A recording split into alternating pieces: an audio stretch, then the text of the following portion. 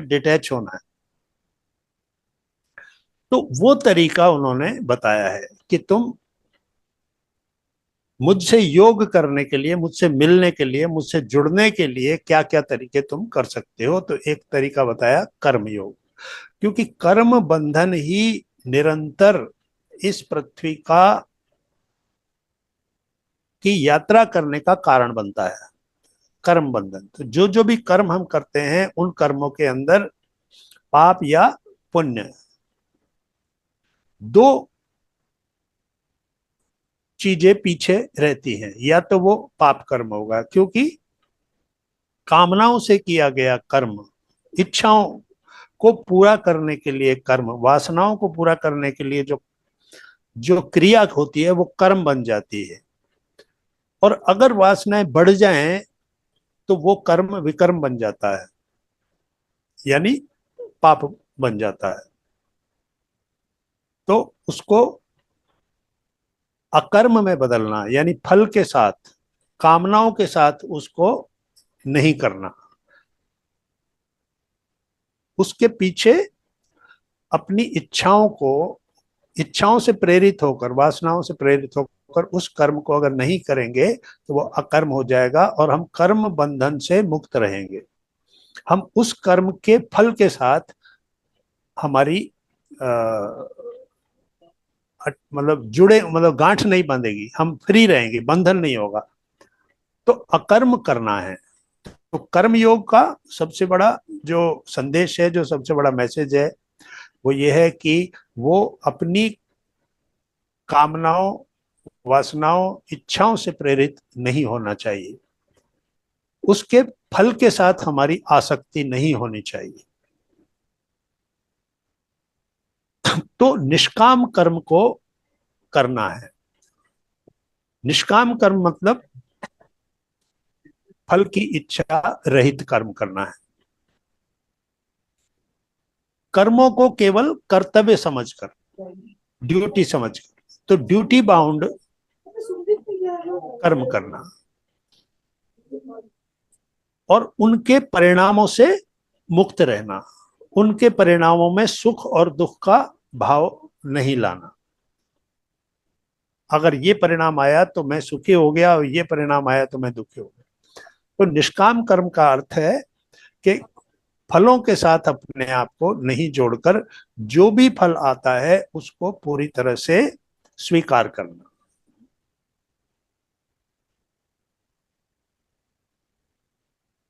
माँ यानी नहीं, माँ या, संस्कृत में माँ का मतलब होता है नहीं।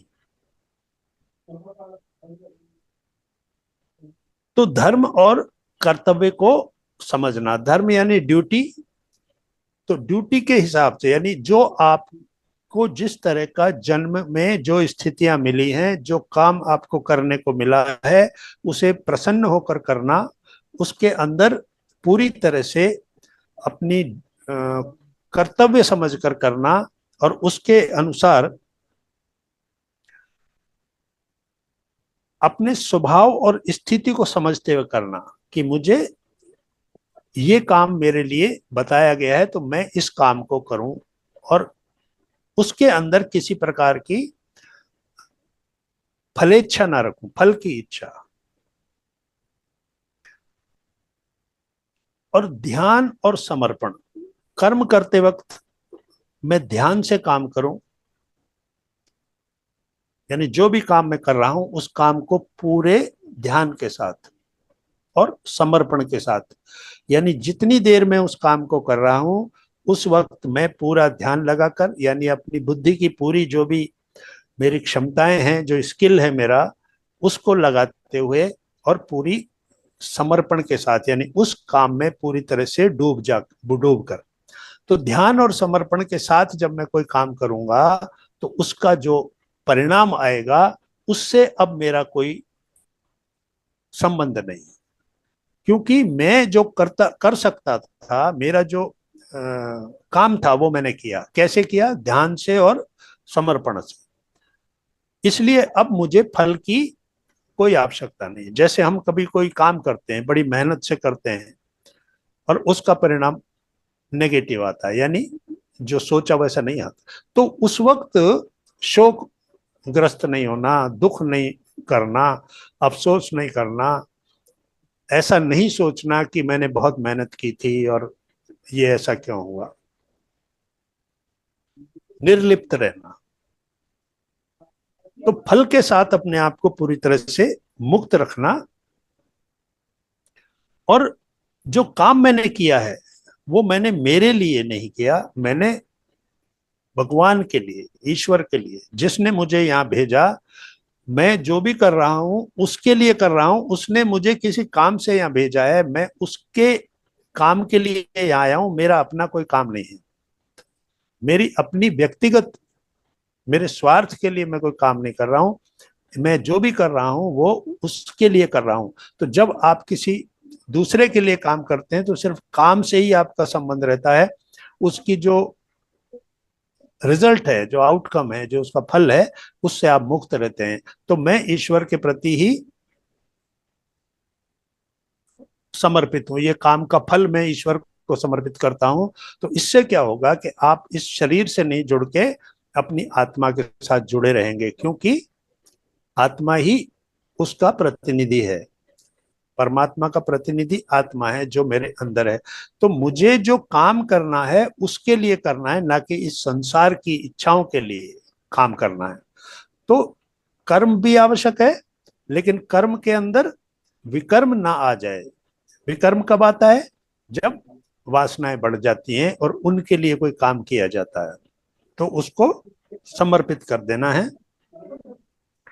और सफलता और असफलता ये पूरी तरह से समान समझनी है। हानि और लाभ पूरी तरह से समान समझना है। यश और अपयश ये पूरी तरह से समान समझना है। यानी समत्वम योग उच्यते, समता का भाव ही योग है। अब समता का भाव यानी अगर किसी काम में सफलता मिल गई तो बहुत ज्यादा हर्ष में नहीं डूब जाना, प्रसन्नता में नहीं डूब जाना, अहंकार नहीं बढ़ा लेना। और अगर असफलता मिली तो डिप्रेस नहीं हो जाना, शोक में नहीं डूब जाना, सहज रूप में लेना। यानी अगर आप उस फल को ईश्वर के प्रति समर्पित करते हैं कि कैसा फल मिला, तो सफलता भी मिल सकती है, असफलता भी मिल सकती है। आपका नाम भी हो सकता है, आपको यश मिल सकता है, आपको अपयश भी मिल सकता है, यानी आपका बुराई भी हो सकती है, आपकी हानि भी हो सकती है आपने जो काम किया, और लाभ भी हो सकता है। लेकिन आपको समता में ही बने रहना है। तो इसलिए कहा समत्वम योग उच्चते, समता को ही योग कहा गया है। और ज्ञान के महत्व को समझना, यानी जो कर्म हम करें उसको ज्ञान के द्वारा एनालाइज करके, कि जो कर्म मैं कर रहा हूं उसके पीछे का पूरा वो समझ के साथ, ज्ञान के साथ। तो ज्ञान का भी पूरा महत्व है, नहीं विजडम को विकसित करना है, मतलब ज्ञान को प्राप्त करना है। तो इसलिए ज्ञान भी हमें आवश्यक है। ज्ञान द्वारा मोटिवेट होकर कर्म करना है, कर्म के फल से मुक्त रहना है। कर्म के फल को जो सभी मिले अपने अंदर उसको अपनी इमोशंस को उससे प्रभावित नहीं होने देना है। लाभ हानि जो भी है वो सहज है, स्वीकार्य है, एक्सेप्टेंस है। उस तरह के तरीके से काम को करना है। जब आप इस तरह से रहते हैं तो आप मुक्त रहते हैं, आप बंधते नहीं हैं। आप अपने ही अपने चारों तरफ एक ऐसा जाल नहीं बुन लेते। वो मैं ले आई ना, एकादशी का व्रत था। तो आप अपने ही अंदर कोई ऐसा जाल नहीं बुन लेते हैं अपने चारों तरफ, जो कि आपको बाहर ना निकलने दें। क्योंकि आपकी अपनी जो वासनाएं हैं, कामनाएं हैं, इच्छाएं हैं, काम है, क्रोध है, लोभ है, मोह है, ये सब आप उनको धीरे धीरे शांत करें। जैसे अग्नि प्रज्वलित होती है ना, तो उसको थोड़ा, अगर थोड़ा भी पानी डले तो बड़ी से बड़ी आग भी बुझ जाती है। तो उसी तरह उसके ऊपर ज्ञान के और कर्म के छींटे मारते रहें। ज्ञान से कर्म करें, कर्म के फल को ईश्वर को समर्पण करें, अपने आप को हर तरह के इमोशन से, नेगेटिव इमोशन से मुक्त रखें। अगर बहुत सफलता मिल गई है तो बहुत ज्यादा अपने आप को,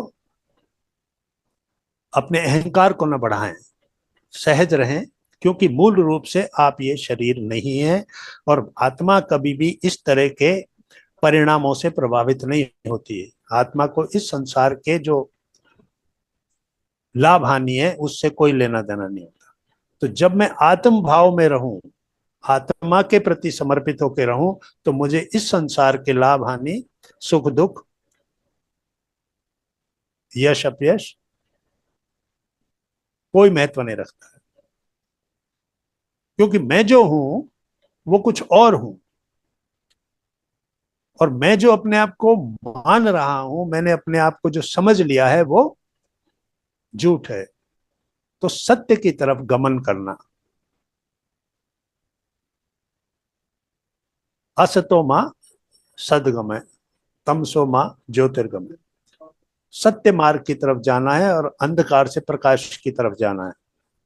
तो वही यहाँ पे बताया गया है कि कर्मयोग को और कर्मयोग का अंतिम लक्ष्य क्या है? मुक्त होना, कर्म बंधन से छूट जाना। अन्यथा ये जो कर्म बंधन है ये कभी भी आपको अपने जाल से बाहर नहीं निकलने देंगे। ये निरंतर घूमता हुआ चक्र है। आप इस चक्र के अंदर घूमते रहेंगे, नए जन्म मिलते रहेंगे, फिर नए जन्म में नए कर्म बनेंगे, फिर नए कर्मों को फिर भोगने के लिए आना पड़ेगा। तो इसलिए अंततः आध्यात्मिक मुक्ति प्राप्त करना इस कर्मयोग का लक्ष्य है। जब आप कर्मों को समझ जाएंगे, कर्म फल से मुक्त हो जाएंगे, निष्काम कर्म करने लगेंगे, कर्मों के फल के साथ अपने भावनाओं को नहीं जोड़ेंगे और पूरी तरह से अपने आत्मा के प्रति समर्पित रहेंगे, तो मोक्ष की अवस्था तक आप पहुंच जाएंगे। तो ये कर्मयोग में बताया गया है।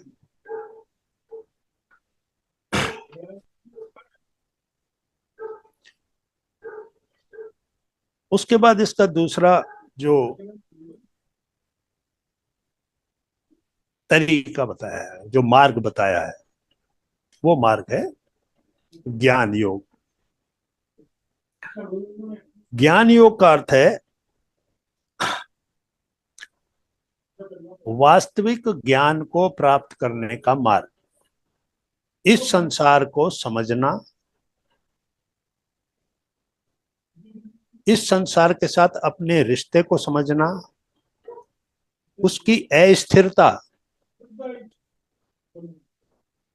यानी वो परमानेंट नहीं है, वो रिश्ता टेम्परेरी है और वो झूठा भी है। आज जिसके साथ आपका जो रिश्ता है वो स्थायी भी नहीं है, कल वही रिश्ता कोई दूसरा रूप भी ले सकता है। मित्र और शत्रु हो सकता है, आपका अपना परिवारजन आपके साथ कुछ भी कर सकता है। तो सारी जो ज्ञान की स्थिति का मतलब है कि मैं जिस मोह का ग्रस्त हो जाता हूं, मैं मोह में पड़कर जो काम करता हूं, मैं अपने आप को दुख में डाल देता हूं, इमोशंस के अंदर फंस जाता हूं, तो ज्ञान उन सब को, ज्ञान की तलवार से इन सब अंधेरों, इन सब चीजों को काटा जा सकता है, बंधनों को काटा जा सकता है। अपने ही ऊपर जो बंधन मैंने बना लिए हैं वो मेरे अज्ञान के बंधन है। तो ज्ञान योग क्या करता है? ज्ञान योग आपको ईश्वर के साथ एकता की कला सिखाता है। ईश्वर के साथ एकता कब होगी? जब इस संसार से निवृत्ति होगी। अगर इस संसार के साथ पूरी तरह से डूब कर इसकी हर चीज के अंदर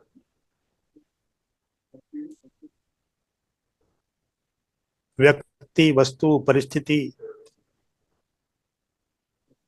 समाज, रिलेशंस, पूरा एक आपने अपने आप को उनके प्रति सरेंडर कर दिया, उनके साथ जोड़ दिया। अपनी खुशी, अपना आनंद दूसरे के हाथ में दे दिया। अगर आपसे किसी ने कुछ गलत बोल दिया, आपके सम्मान को ठेस पहुंची, तो आप दुखी हो गए। किसी ने आपकी प्रशंसा की तो आप सुखी हो गए। यानी अपने सुख की चाबी दूसरों के हाथों में दे दिया। दूसरा ही आपको सुखी कर सकता है, दूसरा ही आपको दुखी कर सकता है, आप खुद में कुछ नहीं है। यानी अगर एक पौंड है, तालाब है, उसमें किसी ने पत्थर डाला तो लहरें उठेंगी। तो वो लहरें आपके अंदर उठती रहती हैं, जैसा भी कोई पत्थर डालता है वैसी लहरें उठने लग जाती हैं। तो आपको ज्ञान के द्वारा अपनी स्थिति को समझते हुए मैं कौन हूं की तरफ बढ़ना है। क्या मैं ये शरीर हूं? क्या मैं स्थायी हूं? क्या मैं इस संसार के साथ मेरा स्थायी बंधन है? मैं यहीं रहूंगा? मैं कहां से आया हूं? मेरा उद्देश्य क्या है? मेरी वास्तविकता क्या है? इसको जानना। तो श्री कृष्ण कहते हैं कि ममई वांशो जीवलोके, इस जीवलोक में ये जो जीवात्मा है, ये मेरा ही अंश है। वो खुद कहते हैं कि तुम मेरे ही अंश हो, लेकिन हम अपने अहंकार के कारण उस बात को नहीं मानते हैं। हम उसको अपने आप से अलग समझते हैं और हम उसको बाहर ढूंढते हैं। हम उसको बाहर ढूंढते हैं। और ये जो हमारा बाहर ढूंढना है,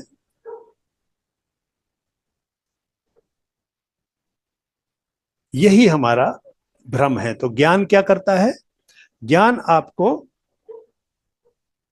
आध्यात्मिक ज्ञान की खोज में आगे बढ़ाता है। आध्यात्मिक ज्ञान की खोज का मतलब ये सांसारिक बुद्धि और एक आध्यात्मिक बुद्धि। सांसारिक बुद्धि को अगर आप पूरा समय देते हैं, सांसारिक बुद्धि में ही लगे रहते हैं, तो आपको संसार ही मिलेगा। संसार की ही चीजें आप तक आएंगी, क्योंकि आपने पूरी सांसारिक बुद्धि से ही अपने जीवन को जी रहे हैं। लेकिन जो एक योगी है, ज्ञान योगी, जिसको ज्ञान की तलाश है, तो वो क्या करेगा? वो मैं कौन हूं के प्रश्न को हल करने का प्रयत्न करेगा। हु एम आई, मैं कौन हूं, मेरा उद्देश्य क्या है। ये वो प्रश्न है जो एक ज्ञान योगी जो है हल करने के प्रयत्न करता है। मेरा इस संसार से संबंध क्या है?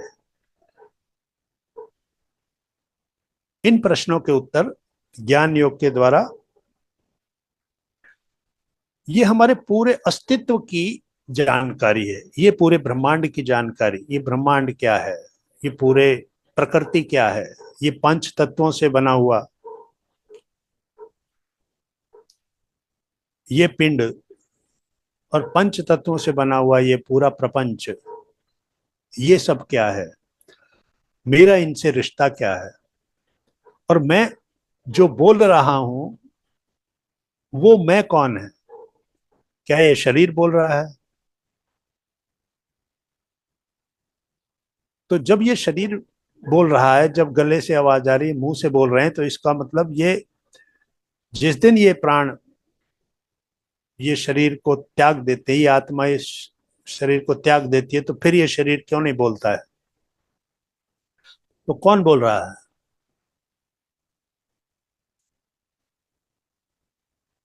तो उसको जानना जो बोल रहा है। तो ये शरीर एक घर है जिसको खाली करना होता है। लेकिन इस घर के साथ इतना अटैचमेंट हो जाता है, इतना राग हो जाता है, इतना मोह हो जाता है कि इस शरीर को, यानी इस घर को मेंटेन करने, इस घर को सभी तरह से सजाने, इस घर को सभी तरह के सुख देने में हमारा पूरा जीवन खर्च हो जाता है। और फिर एक दिन वैकेट करने का, खाली करने का नोटिस अचानक आता है। तो उसको जानना जो इसको खाली कर रहा है, उस वो मकान मालिक जो है, वो मालिक कौन है। तो ज्ञान के द्वारा ये जानना, तो ज्ञान योग को किस तरीके से हम उसकी साधना करते हैं, किस तरीके से। तो सबसे पहले ज्ञान योग में क्या करना जरूरी है? दृढ़ संकल्प, पक्का इरादा कि मुझे इस चीज को जानने के लिए, इस ज्ञान को प्राप्त करने के लिए, अपने आप को जानने के लिए, मेरे स्वयं के अस्तित्व को पहचानने के लिए, आत्म साक्षात्कार के लिए, मैं स्वयं को देखूं मैं कौन हूं। तो इसके लिए मुझे दृढ़ संकल्प के साथ आगे बढ़ना है। मेरा लक्ष्य स्पष्ट होना चाहिए, उलझन नहीं होनी चाहिए, ड्युअलिटी नहीं होनी चाहिए, आधा मन नहीं होना चाहिए, कभी कुछ किया कभी नहीं किया, कभी इस रास्ते पे चले फिर सांसारिक रास्ते पे चले। तो सांसारिक होते हुए भी, संसार में रहते हुए भी, शरीर को एक व्हीकल मानते, वाहन मानते हुए, इसकी सवारी करते हुए अपने स्वयं के प्रति जागरूक होना, वो ज्ञान मार्ग है। और इसके लिए क्या करना होगा? संतुलित आहार लेना होगा, पूरी तरह से अपने आप को भोजन के प्रति समर्पित कर दिया। इस शरीर को जिससे सुख मिल रहा है, ये खाना वो खाना वो खाना, तो संतुलित आहार किस लिए? जो इस शरीर के लिए आवश्यक है, जितना इस शरीर की मेंटेनेंस के लिए आवश्यक है, वो भोजन, क्वालिटी एंड क्वांटिटी उसकी,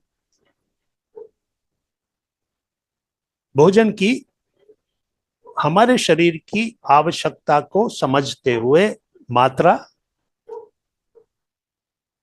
और उसकी क्वालिटी को देखकर ही भोजन ग्रहण करना। अब ज्यादा भोजन आपको निद्रा में ले जाता है, आप जागरूक नहीं रहते हैं और आप आलस्य में चले जाते हैं, तो ज्ञान वहां प्राप्त करना मुश्किल है।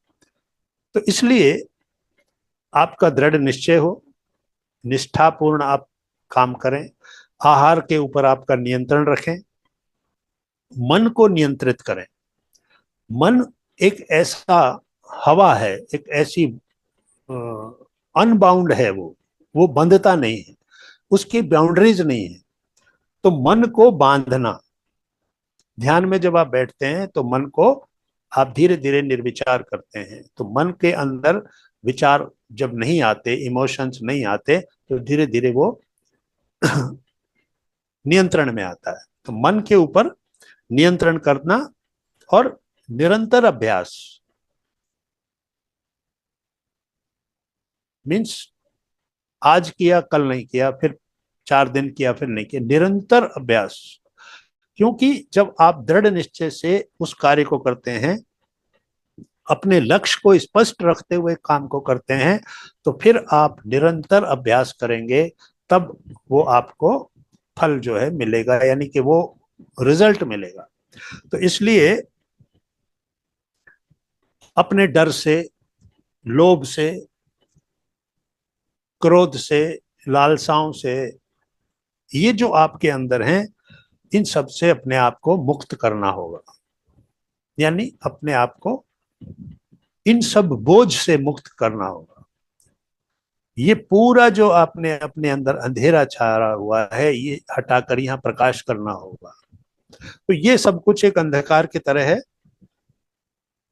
तो सांसारिक मोह से मुक्त होकर उस भगवान के प्रति हर कार्य को समर्पित करते हुए जब हम अपने अभ्यास को की निरंतरता में रहते हैं, तो फिर ज्ञान योग हमारे को उचित मार्गदर्शन करता है, हम उसकी तरफ बढ़ने लगते हैं, हमारा मार्ग स्पष्ट होता है। और जब हमें ज्ञान मिल जाता है तो हमारे क्या समझ में आता है? आत्मा अलग है, शरीर अलग है।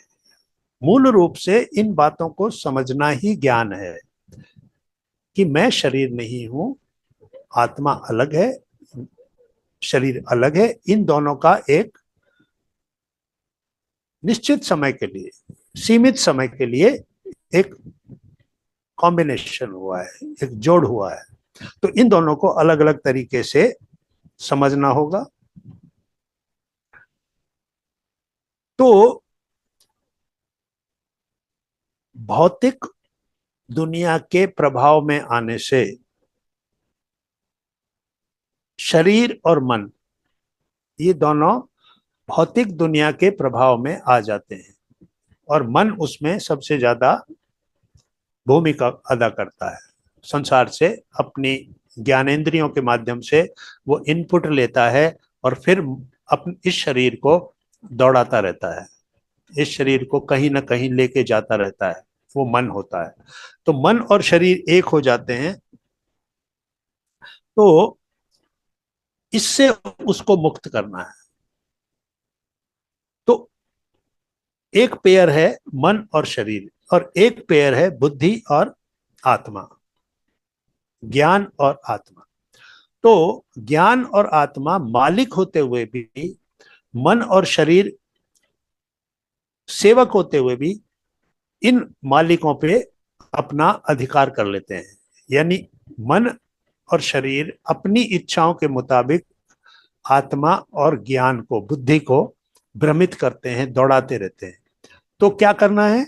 उनके हाथ से सत्ता को लेकर, मन और शरीर के हाथ से सत्ता को लेकर, वास्तविक सत्ता जिनके हाथ में होनी चाहिए, बुद्धि और आत्मा के हाथ में, उनके हाथ में जब सत्ता आ जाती है तो वो भौतिक गुणों के प्रभाव से मुक्त होकर ज्ञान को जी सकते हैं, ज्ञान के हिसाब से जी सकते हैं। सही मार्ग क्या है? तो ज्ञान योग जो है, इसके अंदर ज्ञान यज्ञ की बात कही गई है। ज्ञान यज्ञ क्या है? जो आनापान सती मार्ग ध्यान का बताया गया गौतम बुद्ध ने, आन आती हुई, अपान जाती हुई सांस को देखना। तो यहां पर श्री कृष्ण ने बताया है कि आती हुई और जाती हुई सांसों में श्वास और प्रश्वास, एक सांस है जो अंदर आ रही है, उस सांस के द्वारा बाहरी संसार के सारे आकर्षण, संस्कार वो अंदर जा रहे हैं, और एक सांस बाहर जा रही है, उस सांस के अंदर हमारे अंदर की सारी इच्छाएं, नकारात्मकताएं, वो हमको बाहर से जोड़ रही है। यानी ये सांस हमको जोड़ती है बाहरी संसार से। आती हुई सांस भी जोड़े हुए, जाती हुई सांस भी जोड़े हुए। तो एक सांस अंदर आ रही है संसार के आकर्षण लेते हुए, और एक सांस बाहर जा रही है मेरी इच्छाओं को लेते हुए। यानी दोनों ने बांधा हुआ है इस संसार से। तो आती हुई सांस को शुद्ध करना, हम कहते हैं सांस को देखते रहो। तो सांस के अंदर ऐसी, जब हम निरंतर उसको देखते रहेंगे, हम क्या करते हैं कि सांस के प्रति कभी कोई ध्यान नहीं देते, वो क्या लेके आ रही है।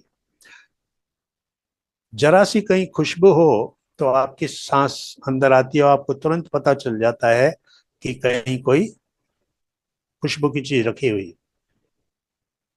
अर्थात हमारी आती हुई सांस हमारे इस संसार की चीजों को, जो सूक्ष्म है, खुशबू है वो हमने समझ ली, पकड़ ली, लेकिन बहुत सारी चीजें हैं जो हमारे अंदर जा रही हैं जिनको हम पकड़ नहीं पा रहे, लेकिन वो हमारे अंदर की दुनिया को बना रही हैं, संसार की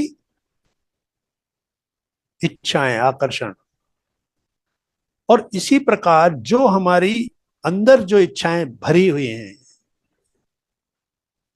क्रोध भरा है, ईर्ष्या भरी है, लोभ भरा है, मोह भरा है, वो बाहर जा रहा है, तो हम बंधे हुए हैं। तो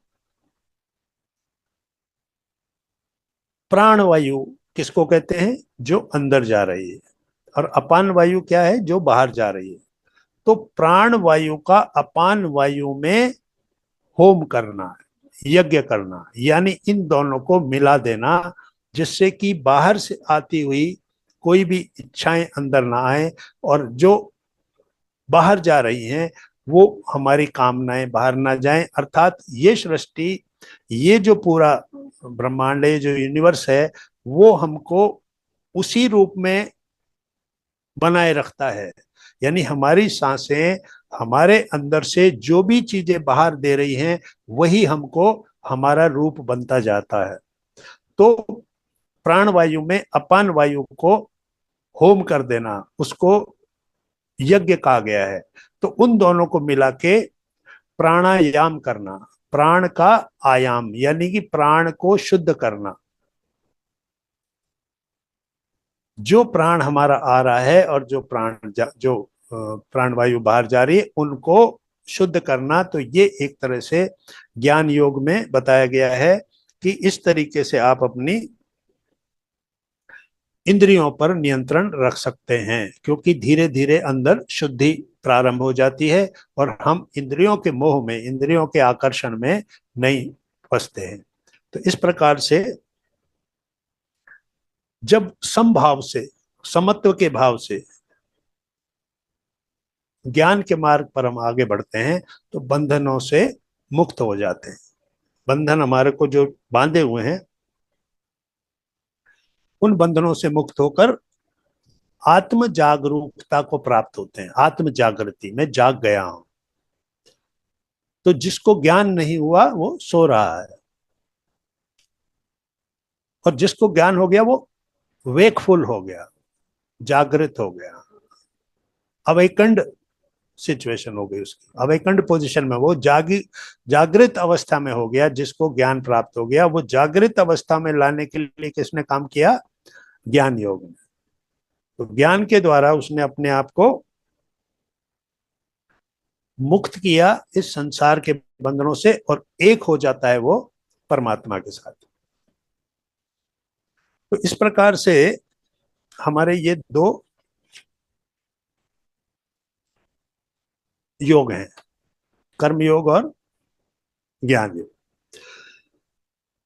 इसके बाद भक्ति योग का मार्ग।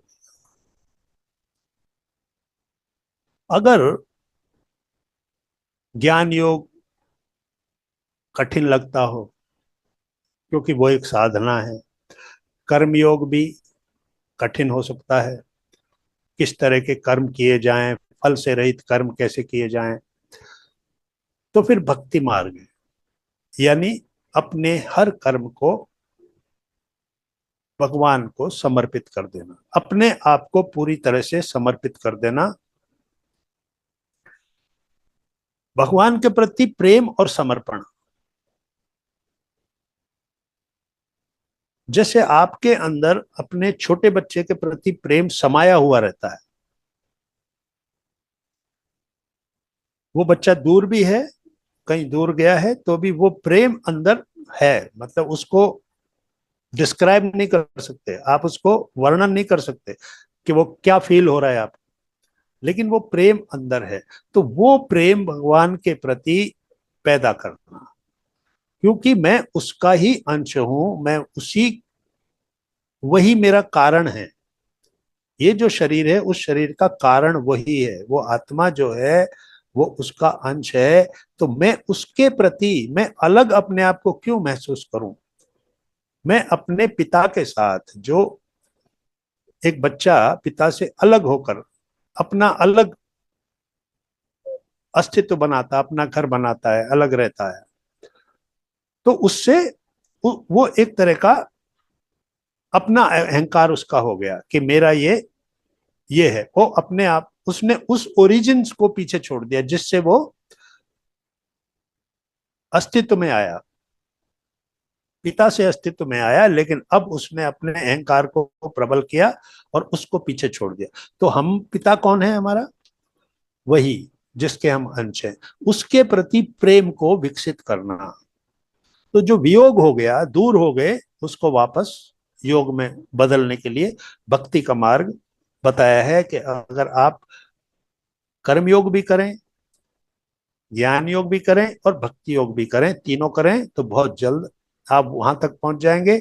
लेकिन अगर आपको कोई एक मार्ग पकड़ना हो और अगर आपको उसमें मुश्किलें आ रही हो कि मैं कर्म को नहीं समझ पा रहा हूं, मैं ज्ञान को नहीं समझ पा रहा हूं, तो उस में फिर भक्ति का मार्ग बताया गया है, भगवान के प्रति प्रेम और समर्पण। तो भगवान के साथ गहरा संबंध बनाना, वो कैसे बनता है? अपने अहंकार को, यानी मैं को, ये जो मैं है, ईगो जो है, इसको खत्म करना और उसको ही सब कुछ अपने अस्तित्व का कारण समझना। तो मन को और हृदय को भगवान के अंदर लगा देना, समर्पित कर देना और उसकी दिव्यता से अपने आप को जुड़ा हुआ महसूस करना, उसकी दिव्यता का अपने अंदर वो प्रकाश महसूस करना कि ये जो अंधकार था मेरे अंदर, अब ये मैं उससे जुड़ गया हूं, तो उसका जो दिव्यता है। तो ईगो को खत्म करना है। तो कैसे? जो भक्त कवि हुए हैं, कबीरदास जी और भी बहुत से भक्त कवि हुए हैं, उन्होंने इस संसार की चीजों में अपने आप को कभी भी नहीं लगाया। उन्होंने अपने आप को पूरा उसके साथ समर्पित करके लगाया। तो यहाँ पर ईगो को हटाने का जो बताया गया है, तो कबीरदास जी ने एक बहुत सिंपल सी बात कही है कि प्रेम गली, यानी ईश्वर के साथ प्रेम। तो ये जो प्रेम की गली है, ये जो मार्ग है, प्रेम गली अति सांकरी जो में दो न समाए।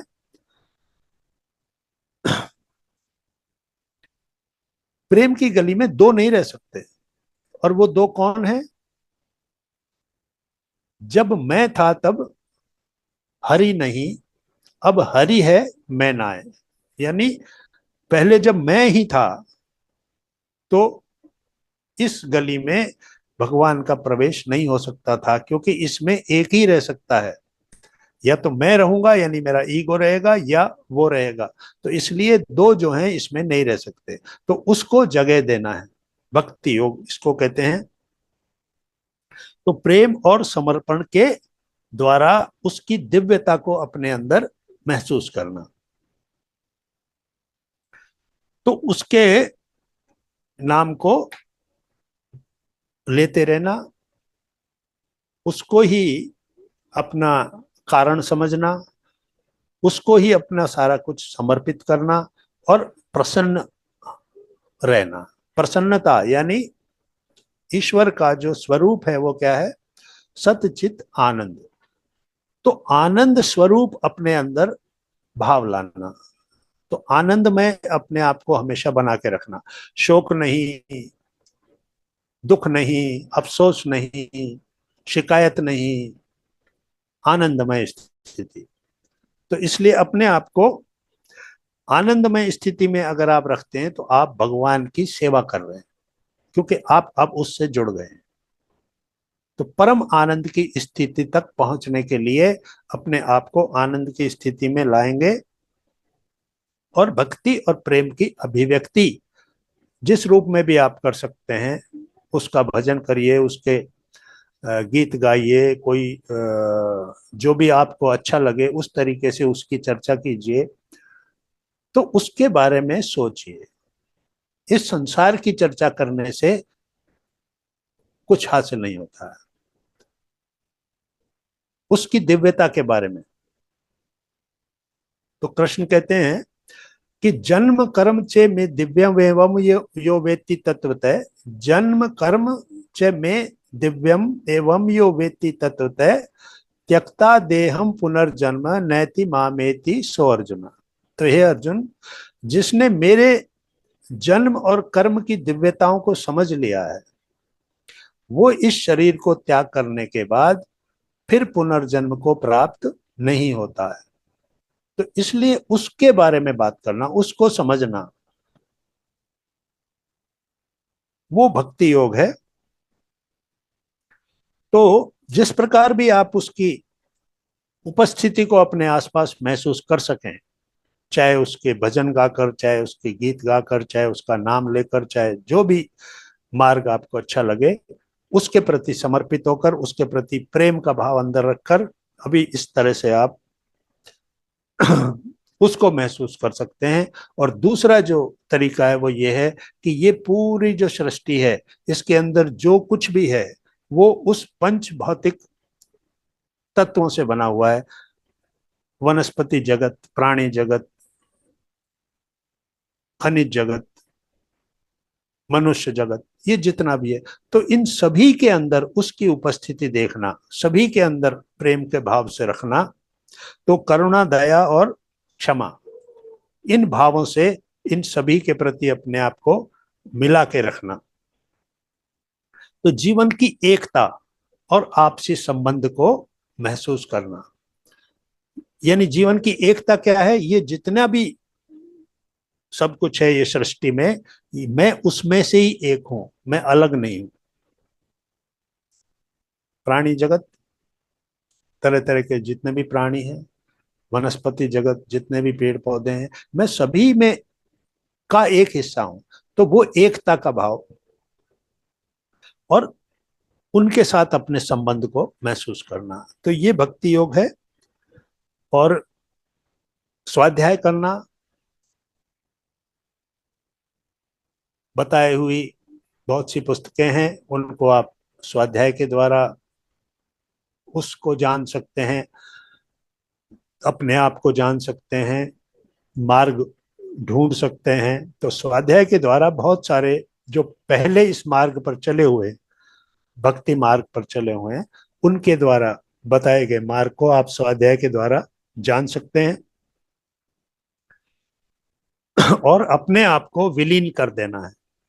अपना अलग अस्तित्व जो आपने बना रखा है, ये संसार में मैं ये हूं, मेरा ये है, मेरा अपना पूरा जो कुछ आपने बना रखा है, जो एक झूठ है एक तरह से, लेकिन कुछ समय के लिए उसको आपने सत्य बना रखा है, उसको विलीन कर देना उस ईश्वर के अंदर, और उसकी सत्ता को पूरी तरह से स्वीकार कर लेना कि मैं उसका ही एक अंश हूं, इसलिए मैं अलग नहीं हूं। तो इस प्रकार से प्रेम, समर्पण और सेवा, ये तीन जो हैं आवश्यक तत्व हैं भक्ति मार्ग के। इनसे आप अपने भीतर की दिव्यता को पहचान पाएंगे, सभी प्राणियों के अंदर स्थित उसकी उपस्थिति को भी महसूस कर पाएंगे, और इस प्रकार से आप अपने ईश्वरत्व को प्राप्त हो सकेंगे, ईश्वर की उपस्थिति को महसूस कर सकेंगे, देख सकेंगे, और अपने आप को उस मुक्त अवस्था में ले जाएंगे जिसको मोक्ष कहते हैं। तो मोक्ष प्राप्त करने के लिए आप ये भक्ति मार्ग का अनुसरण कर सकते हैं। तो इस प्रकार भगवत गीता में शॉर्ट में हमने उनका सिर्फ सारांश लिया है कि कर्म योग, ज्ञान योग और भक्ति योग में क्या क्या हमको बताया गया है।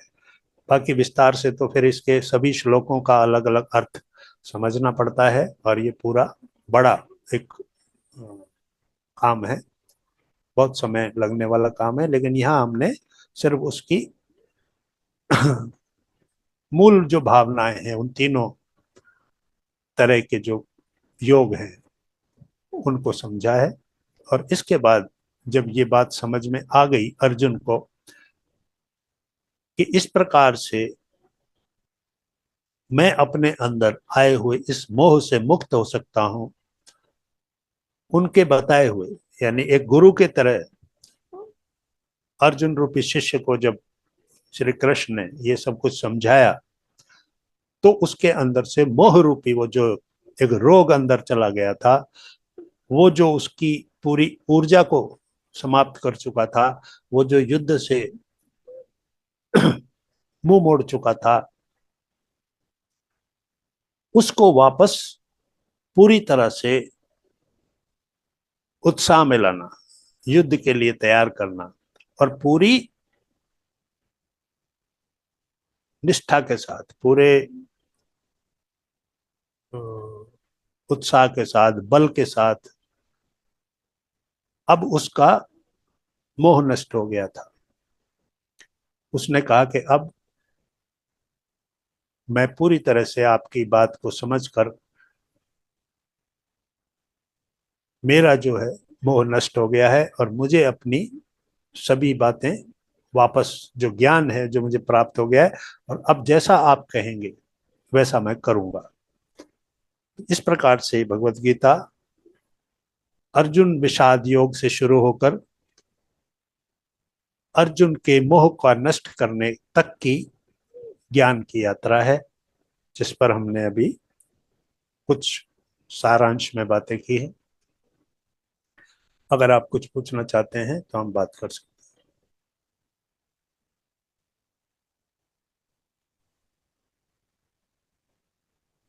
यस मास्टर, किसी को कुछ पूछना है तो हैंड रेज कीजिए।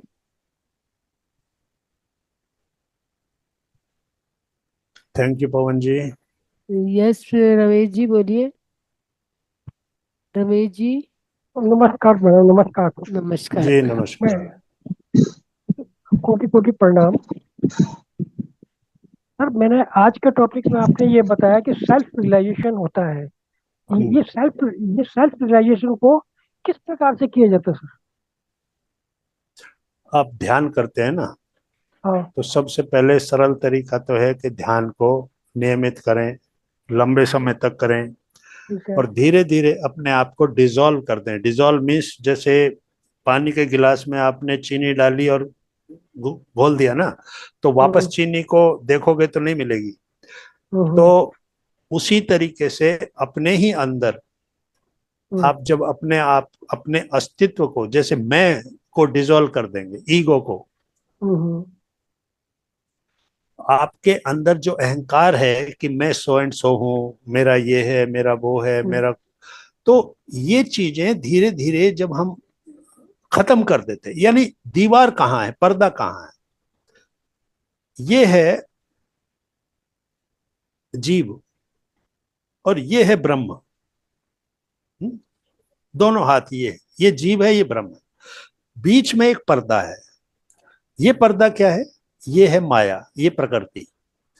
ये जो प्रकृति है, इस प्रकृति ने हमको अपने अंदर जकड़ लिया है, क्योंकि हमने अपने आप को शरीर समझ लिया, और शरीर उन्हीं पंच तत्वों से बना हुआ है जिससे ये प्रकृति बनी हुई है, ये ब्रह्मांड बना हुआ।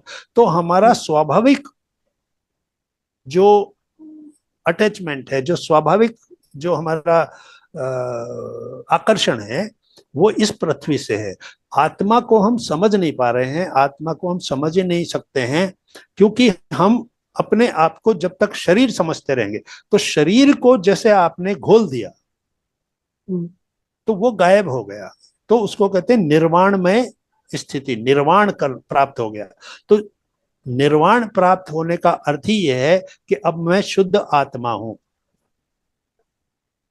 तो आप जब तक अपने अहम से जुड़े रहेंगे, मैं अपने आप को शरीर से जोड़े रखेंगे, तब तक ये उस स्थिति तक पहुंचना आपके लिए संभव नहीं। रमेश जी, जब तक रमेश बने रहोगे तब तक डिजॉल्व नहीं होगे। जब ये समझने लगोगे कि मैं रमेश नहीं आत्मा हूँ, तो डिजॉल्व हो पाओगे।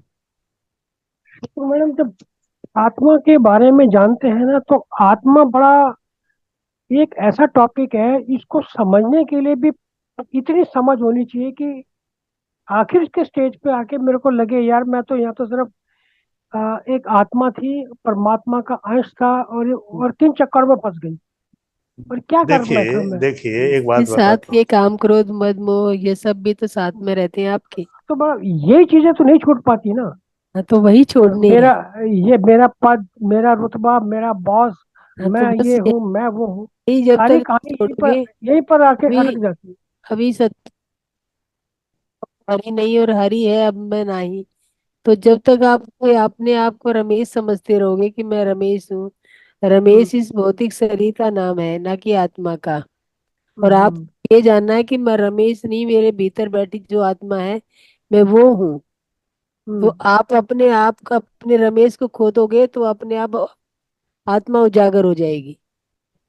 अच्छा, ठीक है मैम, ठीक, एग्री। देखिए, जो चीज फालतू चीज हटा दी, हम्म, है ना, कोई चीज आपकी खो गई है, हम्म, आप उसको ढूंढ रहे हैं, तो उसको हम्म, ढूंढने का क्या मतलब है कि आप जो चीजें फालतू हैं वो हटा देंगे तो वो लास्ट में वो बचेगी, है ना। कोई चीज आपकी खो बिल्कुल, गई, आपकी अंगूठी खो गई और बहुत सारी हम्म, चीजें उसके ऊपर आ गई, आपको लग रहा है कि यहीं कहीं, तो आप जब सब चीजें हटा देंगे तो लास्ट में वही बचेगी ना।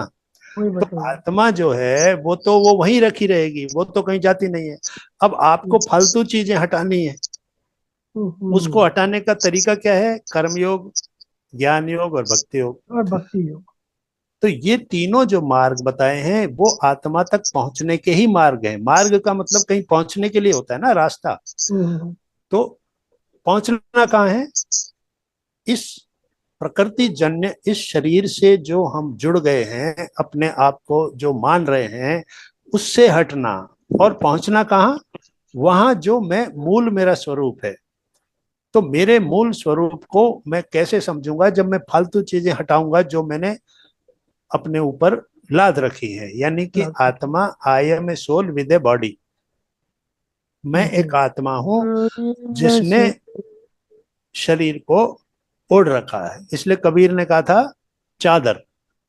कबीर ने शरीर को चादर बताया है।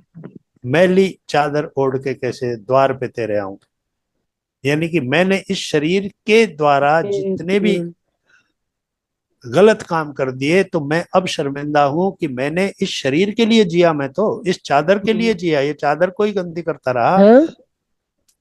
तो इसलिए अपने आप की शुद्धि का तरीका जो है वो इस भगवत गीता में, पहले अपने कर्मों को शुद्ध किया जाए, निष्काम कर्म योग किया जाए, कर्म बंधन से छूटा जाए, ज्ञान ज्ञान के द्वारा अपने विजडम को, बुद्धि को विकसित किया जाए, और आत्मा के साथ उसको मिला के मन और शरीर के प्रभाव को कम किया जाए, और बुद्धि और आत्मा को विकसित किया जाए। यानी बुद्धि जो है, अल्टीमेटली हम क्या हैं? Wisdom and consciousness. बुद्धि और आत्मा, यही एक यूनिट है जो चली जाती है। सूक्ष्म शरीर, जो सूक्ष्म शरीर है ना, ये इस स्थूल शरीर को छोड़ देता है तो वो चला जाता है। अब जो ज्ञान उसने लिया है इस जन्म में, वो ज्ञान उसके साथ रहेगा परमानेंटली। उसी ज्ञान से, सपोज कीजिए आपने आध्यात्मिक ज्ञान लिया, आध्यात्मिक ज्ञान में आप बहुत विकसित हुए, आपने जान लिया, लेकिन अभी सफर बाकी है, अभी आप पूरे नहीं हुए। तो अब वो, अगर आपने 5वीं क्लास तक पढ़ाई कर ली, तो अब आगे चाहे 10 साल ना आप पढ़े तो भी जाएंगे 6ठी क्लास में, आप वापस पहली क्लास से पढ़ाई शुरू नहीं करेंगे। तो इसलिए ज्ञान का अर्थ हुआ कि जितना ज्ञान आपने आध्यात्मिक ज्ञान ले लिया, वो आपकी आत्मा उस ज्ञान को लेके चली जाएगी। और जब भी कभी अवसर दोबारा मिलेगा, तो आपकी उससे आगे की यात्रा शुरू होगी। शुरू की जाएगी। तो इतने लोग इस संसार में हैं, कितने कम लोग आत्मा के प्रति बातें करने में उत्सुक रहते हैं। अगर यही सेशन हम रखते कि शेयर मार्केट से पैसे कैसे कमाया जाए, तो यहाँ पर 100 आदमी भी भीड़ हो जाती, मुश्किल हो जाती है संभालना। संभालना मुश्किल होता है। और हम कहते हैं कि भाई आत्मा को पहचानना है, आत्मा के साथ जुड़ना है, मैं कौन हूं को जानना है, तो जो बैठे हैं वो भी चले जाते हैं। अभी चले जाते। तो यही तो मूल समस्या है कि ये प्रकृति ने इतना पावरफुल इफेक्ट डाला हुआ है, प्रकृति ने इसे बांध लिया है, क्योंकि वो पंच तत्व से जो ये शरीर बना है, आत्मा जो है उसको इग्नोर कर दिया गया है। वो जो हमारी मन और बुद्धि है, वो इस संसार से बंध गई है। हम बुद्धि भी कौन सी चाहते हैं? सांसारिक बुद्धि। संसारिक बुद्धि। पैसा कैसे Exactly. कमाया जाए, इन्वेस्टमेंट कैसे किया जाए, प्रॉपर्टी कैसे खरीदी जाए, ये करने के लिए क्या किया जाए, सफलता के लिए क्या किया जाए, सांसारिक बुद्धि। आध्यात्मिक बुद्धि को हम कितना विकसित करना चाहते हैं, कितना हम किसी की बातें सुनते हैं, कितना हम स्वाध्याय करते हैं, कितना समय देते हैं, है ना? क्योंकि 3 तरह के धर्म हैं, शरीर धर्म, कुटुंब धर्म और स्वधर्म। शरीर धर्म मीन शरीर के मेंटेनेंस के लिए किया गया काम। कुटुंब धर्म मीन्स कुटुंब के लिए पैसा कमाना, कुटुंब की जरूरतें पूरी करना, उनको समय देना। और फिर स्वधर्म यानी मेरी आत्मा के लिए। स्व क्या है? सेल्फ, मैं। तो मैं क्या है? आत्मा। स्वधर्म मेरी आत्मा के प्रति मेरा जो धर्म है, मेरी जो ड्यूटी है, उसका इवोल्यूशन। हम इवोल्यूशन में लगे रहते हैं। इवोल्यूशन किसको कहते हैं? प्रगति, वृद्धि करना, ऊपर उठना। तो हम इवोल्यूशन किस में करना चाहते हैं? सांसारिक चीजों में। असेट्स, फिजिकल असेट्स जो है ना, मकान छोटा था बड़ा हो गया, कार छोटी थी बड़ी हो गई, पैसा कम था ज्यादा हो गया। तो ये जो ग्रोथ है, इस ग्रोथ में ही हम अपने जीवन की सार्थकता को समझते हैं। और जो ग्रोथ चाहिए स्व के लिए, स्व की ग्रोथ, आत्मा की ग्रोथ, आत्मा का ज्ञान के साथ जो कॉम्बिनेशन है, तो ज्ञान बढ़ेगा तो आत्मा उससे आगे बढ़ेगी। यानी अगला जो कोई जन्म मिलेगा, वहां आपको ऐसे हालात मिलेंगे कि आपको कोई ज्ञान देने वाले गुरु के संपर्क मिलेगा, फिर वो आपको और आगे ले जाएगा। यानी 5वीं क्लास हो गई तो 6ठी से आगे बढ़ाएगा।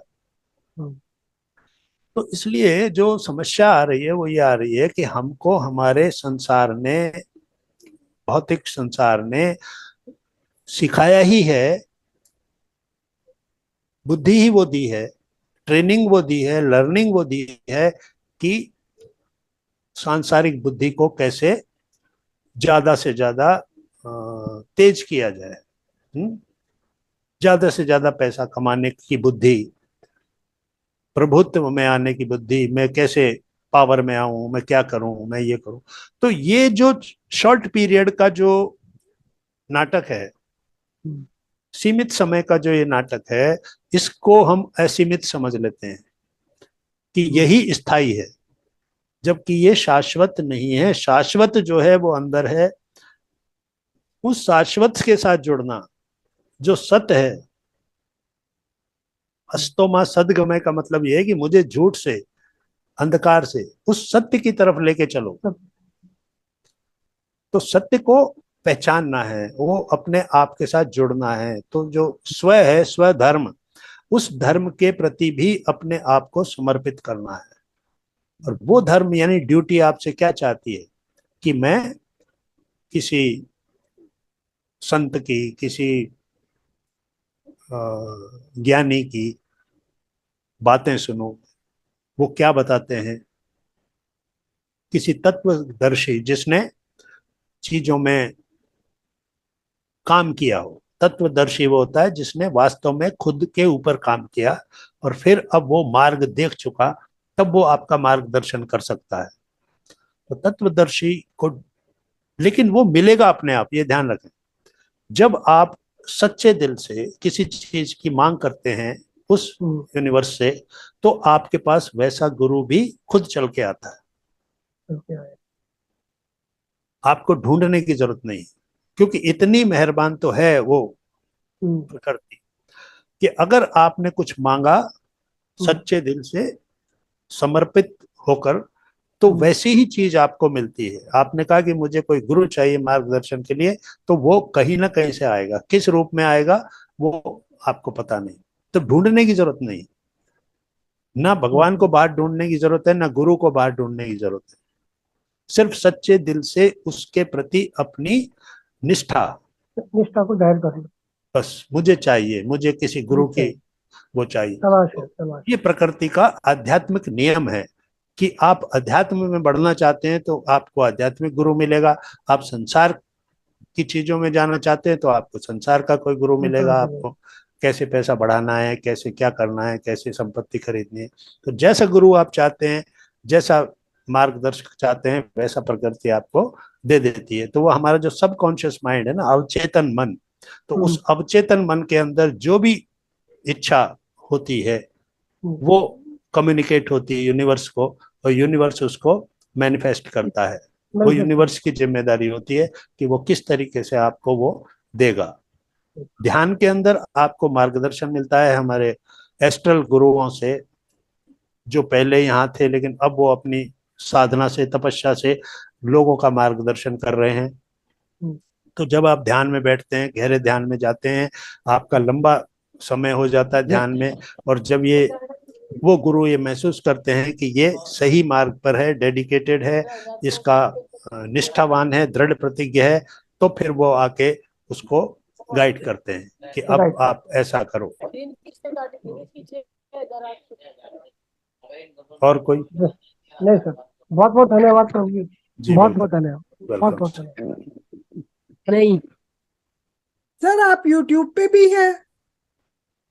यूट्यूब पे तो ये जाएगा ना, ये प्रोग्राम यूट्यूब पे ये देख तो ले। जाएगा, वैसे आपकी कुछ है यूट्यूब पे? यूट्यूब मैम पे टीएमसी में अलग अलग जगह पे आते रहते हैं प्रोग्राम, और पीएमसी ऐस- में है, सर और आपको ही सुनना चाहती हूँ ना, तो मैं पूछ रही थी आपकी कोई ऐसे अलग से हैं? आप ये इस पे महाअवतार टीवी का जो चैनल है ना, इस पे और बहुत सारे हैं, सभी को सुन लो आप, वही काफी है। इसमें काफी हैं मेरे उस पे। ये महाअवतार टीवी पे जाता है ना ये वाला। ये हर महीने में 2-3 सेशन तो मैम यहाँ पे ही हमारे टीज पे ही आते हैं इनके। और कहाँ अभी पे आते नेक्स्ट हैं? यही आपका महाअवतार नंबर? फाउंड। हाँ, अच्छा अभी जी, मैंने बोला था ना मैम, आपको अपने नोट डाउन मैंने आपका कीजिए। नंबर लिया। हाँ, मैंने नंबर तो ले लिया ना हाँ, तो आपका। मुझे हाई करके भेज दीजिए, मैं आपको सारे वीडियो ट्रांसफर कर दूंगी। ठीक है। सर का हाँ, सुन के ना बहुत अच्छा लग रहा है, तो दिल कर रहा है इनको सुनते रहो। तो हाँ, अभी आपने मेरे ख्याल से अभी आजकल में ज्वाइन किया है। हाँ जी, हाँ जी, हाँ हाँ, जी। तो आप रेगुलर सुनोगे तो अच्छा लग, मतलब सभी मास्टर अच्छे मतलब वो आते हैं, पीएमसी के जो सीनियर मास्टर होते हैं वही आते हैं। मैं मैम बस। अभी आपको भेज रही हूँ, फिर आप मुझे भेज देना प्लीज। जी मैम। सर थैंक नमस्कार। यू। जी नमस्ते। सर एक मेरा क्वेश्चन जैसे ये था, जो अर्जुन मोह में पड़कर जैसे सोच विचार में काफी सोचने के बाद उसे सारी उसकी ऊर्जा नष्ट हो गई उस टाइम पे, भाई मैं क्या करूं ना करूं, और कहते हैं वो मूर्छित भी हो गए थे एक टाइम के लिए। सर ये इन विचारों का और हमारी ऊर्जा का क्या रिलेशन है?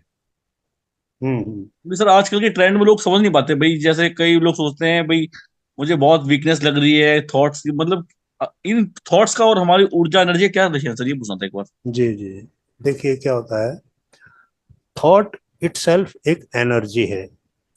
जितनी भी थॉट्स हमारे मस्तिष्क में आते हैं, करीब एक नॉर्मल व्यक्ति के दिमाग में करीब 60-70 हजार थॉट्स हर दिन आते हैं। इनमें से ये आते हैं और चले जाते हैं। इनके अंदर जिन थॉट्स को हम एनर्जी देते हैं, ये एनर्जी लेकर वो थॉट्स हमारी पूरी एनर्जी बॉडी को इफेक्ट करते हैं। तो हमारा जो शरीर है, इसके अंदर मेनली दो बॉडी हैं, एक फिजिकल बॉडी, स्थूल शरीर, और एक है एनर्जी बॉडी, तो प्राणमय कोश।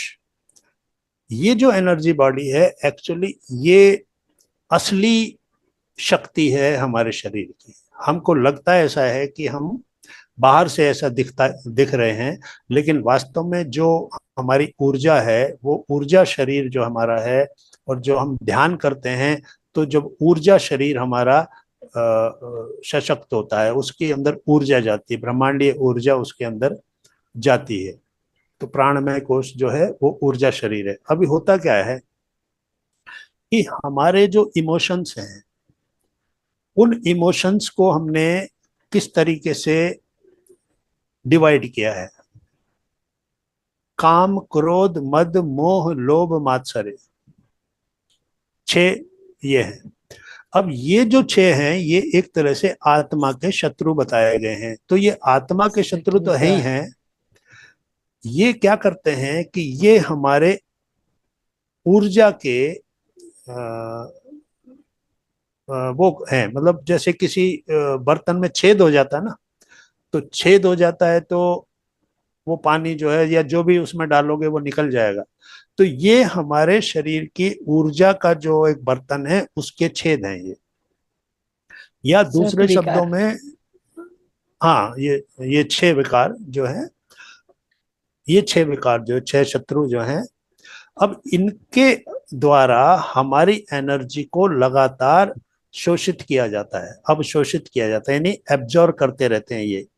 तो जैसे ही आपको क्रोध आएगा, अभी जैसे आप बहुत अच्छी महसूस कर रहे हैं, हेल्दी महसूस कर रहे हैं, आपको लग रहा है मैं ये काम करूं, अचानक कोई बात हुई किसी के साथ, आपके ऑफिस में आपके जूनियर के साथ, सीनियर के साथ कोई झगड़ा हुआ बहुत तेज, आपको लगा कि ये मेरे से मतलब गलत मेरे ऊपर वो कर रहा है, बहुत गुस्सा आया, बहुत हॉट टॉक्स हुई।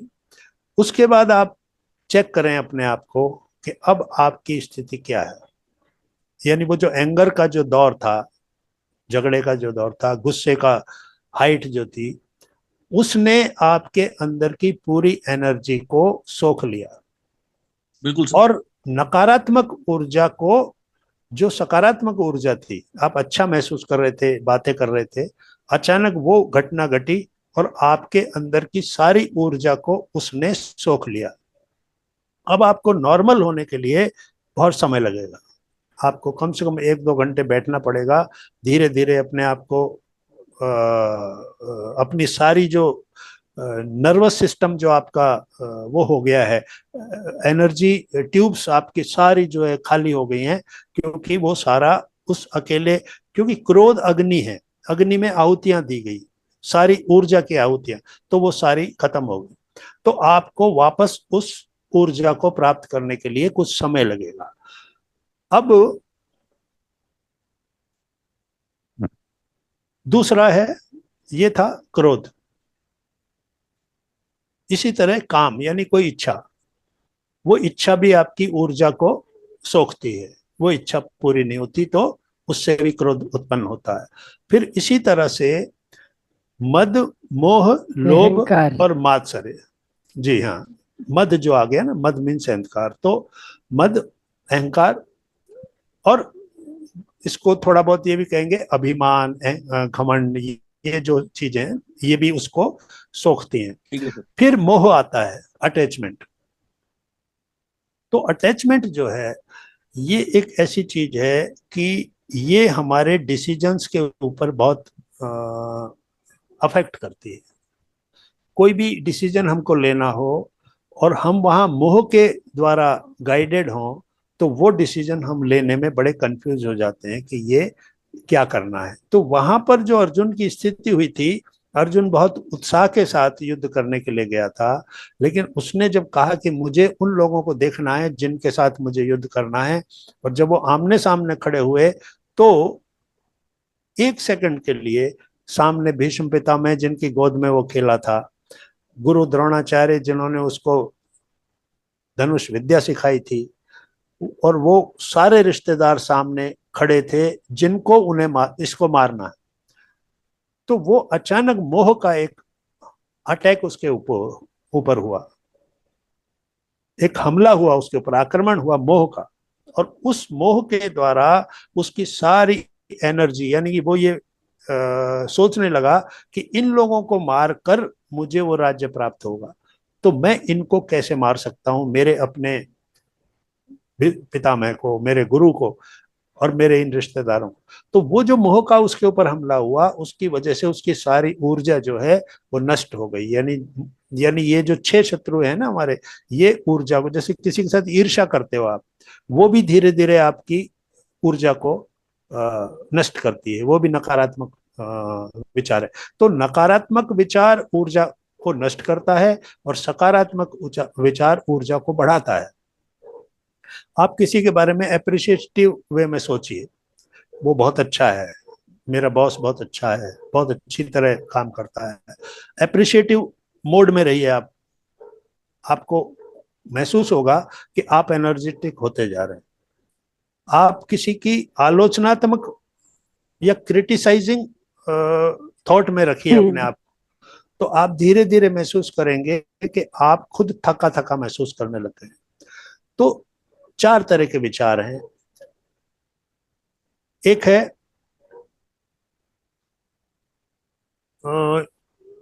विध्वंसकारी डिस्ट्रक्टिव थॉट, जिसमें कि आदमी उस हद तक चला जाता है कि चाहे मुझे उसका कुछ भी करना पड़े मैं करूंगा, इतना ज्यादा उसके प्रति घृणा द्वेष पैदा हो जाता है। फिर एक होता है नेगेटिव थॉट, करना कुछ नहीं, सिर्फ उसके प्रति एक भाव रख के, खराब एक थॉट रख के बैठे रहना। फिर एक होता है पॉजिटिव थॉट, पॉजिटिव मीन्स किसी के बारे में अच्छे सोच के रखना। और फिर होता है मिरेकुलस थॉट, चमत्कारिक विचार। चमत्कारिक विचार मीन्स हमेशा कुछ क्रिएटिव विजुअलाइजेशन, कुछ ऐसा करना, कुछ वैसा करना, कुछ ऐसा करूं, कुछ, यानी हमेशा अपने आप को कोई बहुत बड़े उद्देश्य के लिए समर्पित करके रखना। तो इस प्रकार से हमारी जो ये थॉट प्रोसेस है, ये या तो हमारी ऊर्जा को खत्म कर देता है या हमारी ऊर्जा को बहुत बढ़ा देता है। तो जितनी ऊर्जा आपके अंदर है उसको आपने किसके हवाले किया हुआ है? क्या आपने अपने नेगेटिव थॉट्स के हवाले किया हुआ है? तो जितना देते जाएंगे, जैसे कहते हैं ना कि घर में कोई बीमार है तो भाई जितना कमाओ ये सारा इसके लग जाता है, उसका खर्चा इतना है कि वो सारा उसकी बीमारी पे खर्च हो जाता है। तो आप जितनी ऊर्जा लेंगे वो सारी उन दो थॉट्स के अंदर, नेगेटिव थॉट्स और डिस्ट्रक्टिव थॉट्स में खर्च हो जाएगी। और एक होता है कि आप इन्वेस्ट करते हैं कि मैं पैसा लगाता हूं और इसमें मुझे बढ़ के मिलता है। तो आपका पॉजिटिव थॉट और मिरेकुलस थॉट जो है वो आपकी ऊर्जा को बढ़ा के आपको देगा। तो अपने थॉट के ऊपर कंट्रोल करना, अपने विचार के ऊपर, क्योंकि विचार एक एनर्जी है, विचार खुद एक एनर्जी है। अब वो विचार अगर गलत है तो वो नेगेटिव है, वो खत्म कर रहा है ऊर्जा को। तो इसलिए अपने अंदर किस प्रकार से ऊर्जा का प्रबंधन किया जाए, एनर्जी मैनेजमेंट। तो इसको हम कह सकते हैं कि ऊर्जा प्रबंधन या एनर्जी मैनेजमेंट, ये अपने आप में एक ज्ञान की जो बात है, ज्ञान योग। तो ज्ञान प्राप्त करना है तो पहले अपने अंदर के मैनेजमेंट को, अपनी अंदर की पूरी साइंस को समझना है कि मेरे अंदर क्या क्या चीजें होती हैं जो मुझे, जैसे आप थका हुआ महसूस करते हैं, थक गए हैं, तो क्योंकि आपने लगातार एक ही काम किया। आप बीच में रुकिए, थोड़ी देर 10 मिनट का ध्यान कीजिए कहीं भी जाके इधर उधर, और फिर आप देखेंगे कि वो जो कंटिन्यूटी थी आपके काम की जो थी, वो ब्रेक करके आपने ध्यान किया तो आपकी वो थकान के अंदर फर्क पड़ेगा। आपने ऊर्जा ले ली और फिर काम शुरू किया। तो इसलिए पहले हम एक बार ये समझ लें कि हमारे अंदर जो हो रहा है। दूसरा एक होता है, हालांकि खैर क्वेश्चन तो आपका वो अर्जुन वाला था कि उसको ऐसा क्यों हुआ, तो हम फिर वापस वहीं चलते हैं कि अर्जुन का जो मोह का जो वो था वो बहुत बढ़ गया था, और उसने सारी एनर्जी को सोख लिया था।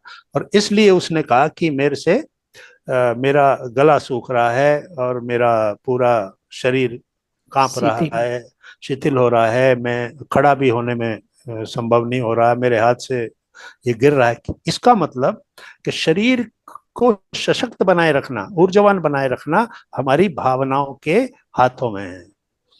अगर हमारी भावनाएं जो हैं, अगर वो हमारे ऊपर कोई ऐसा उल्टा हमला कर देती हैं, तो हमारी सबसे पहले जो चीज बाहर जाती है वो है ऊर्जा। ऊर्जा को वो कंज्यूम कर लेता है और फिर क्या रह जाता है हमारा ऊर्जा शरीर ही। जब जीरो हो गया तो फिर तो ये स्थूल शरीर है। स्थूल शरीर तो एक्चुअली सपोर्टेड बाय ऊर्जा शरीर है, यानी ये जो स्थूल शरीर है इसके अंदर कुछ नहीं होता। बीमारियां भी पहले ऊर्जा शरीर में आती हैं। यही इमोशंस का इफेक्ट अगर ज्यादा रहा, अगर आपने किसी के प्रति नफरत को, द्वेष को, घृणा को ज्यादा दिन तक पाल के रखा, तो आपके ऊर्जा शरीर में ये परमानेंट जगह बना लेते हैं। वो थॉट वहां पर बैठ जाता है और उससे ऊर्जा का फ्लो रुक जाता है। तो ऊर्जा का जब फ्लो रुक गया, यानी कि जैसे पानी का बहाव है उसको बीच में कहीं रोक दिया गया, तो वो पूरा सर्कल नहीं बनेगा। तो इसीलिए जो हमारे चक्र हैं ये ऊर्जा सेंटर्स हैं, ये क्या है, एनर्जी सेंटर्स हैं। तो वो आपका पर्टिकुलर थॉट जो नेगेटिव है वो किसी ऊर्जा चक्र में जाके बैठ जाएगा। तो ऊर्जा जब वहां से फ्लो होती है तो वो वहां रुक जाएगा, तो चक्र असंतुलित हो जाएगा, उसको कहते हैं, या तो उसकी एनर्जी डिप्लीट हो जाएगी, तो वहां से उस ऊर्जा का बहाव रुक जाएगा। तो इसलिए एनर्जी बॉडी में ही पहले बीमारी आती है। एनर्जी बॉडी के अंदर अगर लंबे समय तक आपने उसको नहीं चेक किया तो फिर वो किसी ना किसी रूप में फिजिकल बॉडी में दिखाई देने लगती है, मैनिफेस्ट होती है, और फिर वो कैंसर जैसी बीमारी भी कभी कभी इसी का परिणाम होती है, किसी घृणा का, किसी ईर्ष्या का, किसी नेगेटिव थॉट का, जो परमानेंटली वहां पर जगह बना चुका है। तो इसलिए उस पर ऊर्जा शरीर पर ध्यान देने की जरूरत है। Thank you sir, thank you जी सो मच। जी सर वैसे बिल्कुल। मैंने एक क्वेश्चन इसलिए किया था कि आजकल ना डॉक्टरों के पास बहुत से रेजिडेंट्स आस पास जो भी लोग जाते हैं, उन्हें वीकनेस लग रही है, ये प्रॉब्लम वो प्रॉब्लम है, डॉक्टर दवाई देते हैं उनको, लेकिन हम्म। उनका रूट कॉज जो है वो डॉक्टर साहब आते नहीं है। भाई आप अपने विचारों पर ध्यान दें, अगर आप विचारों पर ध्यान देंगे तो आपकी ये जो भी एनर्जी फील लो फील है या जैसे भी लग रहा है आपको, वो बहुत जल्द ही ठीक होगा, जो आजकल का ट्रेंड है नहीं बिल्कुल भी। एक्चुअली क्या होता ये है, जिसका जो सब्जेक्ट है वो वहीं तक सीमित रहता है। डॉक्टर फिजिकल बॉडी का वो है, डॉक्टर का काम है फिजिकल बॉडी पे काम करना। हाँ ये सर वो आध्यात्मिक, विटामिन। ये आध्यात्मिक काम है। ये है हमारे अंदर की बॉडी, ऊर्जा शरीर है, चक्र हैं, ये सब चीजें हमारी आध्यात्मिक। तो ये जो हम पढ़ रहे हैं, ये जो हमने पढ़ा अभी ज्ञान योग, तो ज्ञान योग यही तो है कि अध्यात्म के बारे में जानना, अपने अंदर की स्थिति को पहचानना, काम क्रोध मद लोभ को समझना, उसका कितना मेरे ऊपर प्रभाव पड़ रहा है ये समझना। तो उनका सब्जेक्ट जो है वो उस पर काम करते हैं, यानी उनका कहना यह है कि जब आपके शरीर में ये बीमारी आ जाए तब हमारे पास आना। वो हाँ सर और विटामिन वगैरह। हाँ, तो वो तो यस वो तो पवन जी, जैसे अभी हमारे इसमें भी फार्मेसी में भी स्पिरिचुअल टैबलेट करके, और जीके सर जो हैं वो उसका वो कर रहे हैं। उन्होंने अभी तक 500 टैबलेट्स का इजाद कर चुके हैं, और वो ये मेडिकल साइंस के साथ साथ इसको यूज कर रहे हैं आध्यात्मिक गोलियों को। अभी स्पिरिचुअल टैबलेट करके यूट्यूब पे आप निकालना, और जीके सर का उनमें वीडियो आएगा, वो सुन ओके। के देखना कि धीरे धीरे अब आने वाले समय में ये सब चीजें लागू हो जाएंगी। वो हाँ जी, हाँ ठीक है। हाँ, मेडिकल साइंस के वो एक मतलब एमबीबीएस डॉक्टर हैं, गोपाल कृष्ण सर जो हैं। और वो गोपाल मेडिकल प्रैक्टिस के साथ साथ अपने इसमें ये स्पिरिचुअल टैबलेट चला रही है। ये मतलब 10% मेडिकल और 90% स्पिरिचुअल टैबलेट चला रहे हैं। और एक एक स्पिरिचुअल टैबलेट, जैसे ये अभी सतपाल जी बता रहे हैं कि हमारे थॉट इस इकट्ठे हो जाते हैं, कैंसर को इजाद करते हैं। तो जहां जहां पे हम अपनी मतलब ग्रंथियों को बांध लेते हैं, जैसे हम बांधेंगे गीठा बना लेंगे तो वही कैंसर डेवलप हो जाता है। और उसी पे फिर हमें काम करना पड़ेगा ठीक करने के लिए। स्पिरिचुअल में यही सब चीजें हाँ जी। बताई गई हैं। Okay ma'am, thank you, thank you. Yes master, किसी और को कुछ कोई सवाल?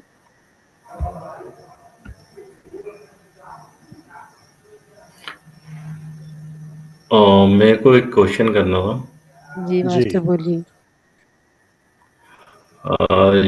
जो चक्र है और जो कुंडलिनी शक्ति है, वो जागती है, मतलब अगर कोई इसकी साधना कर रहा है तो क्या वैज्ञानिक तरीका है इस चीज को जांचने का कि किस लेवल पे वो है, या उसकी कुंडलिनी शक्ति जागी है या नहीं जागी है, ऐसा कुछ? या चक्रों में कोई दिक्कत है तो उसका कोई वैज्ञानिक तरीका है, या समझने का कि क्या प्रॉब्लम है?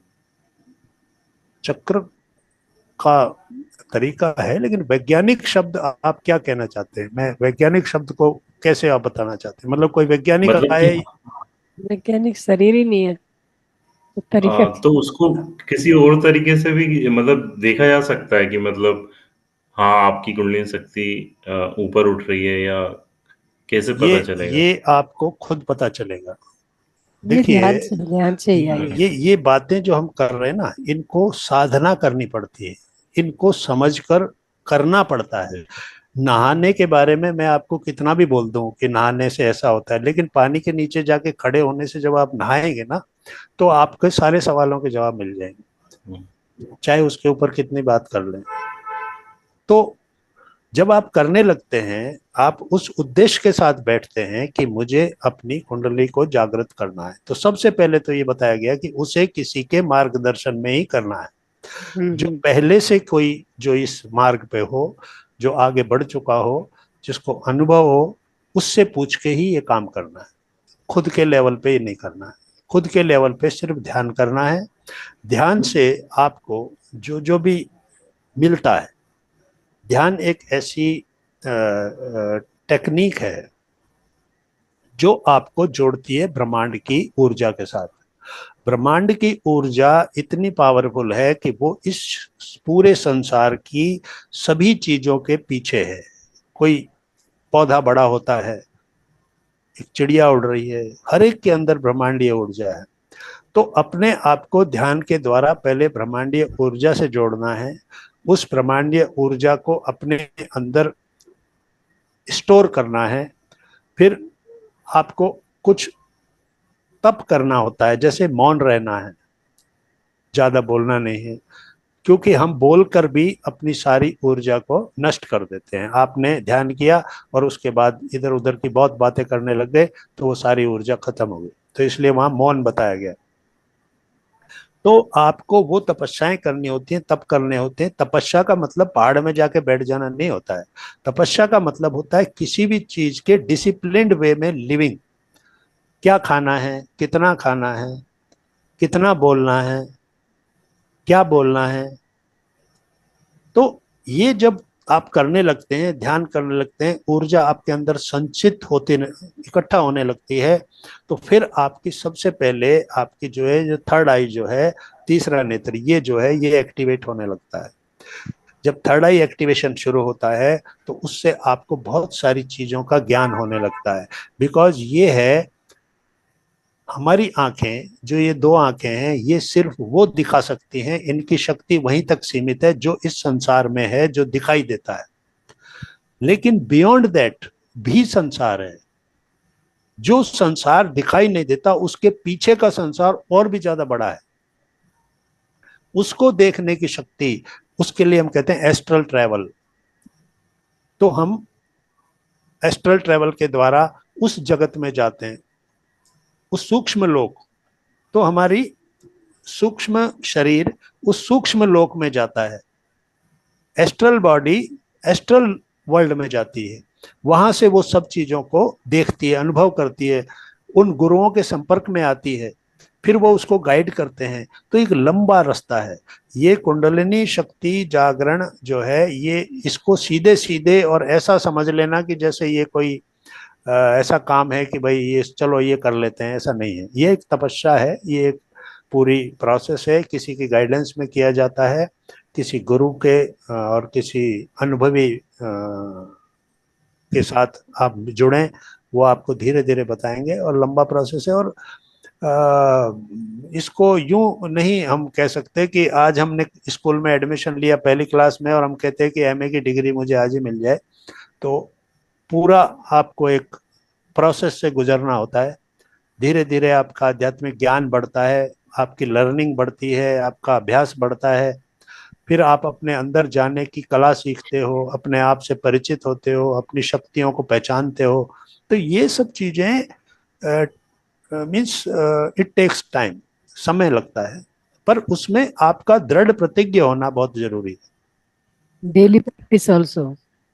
हाँ, अभ्यास वो रेगुलर होना चाहिए और दृढ़ प्रतिज्ञा के साथ कि नहीं, मुझे अब ये काम ही करना है।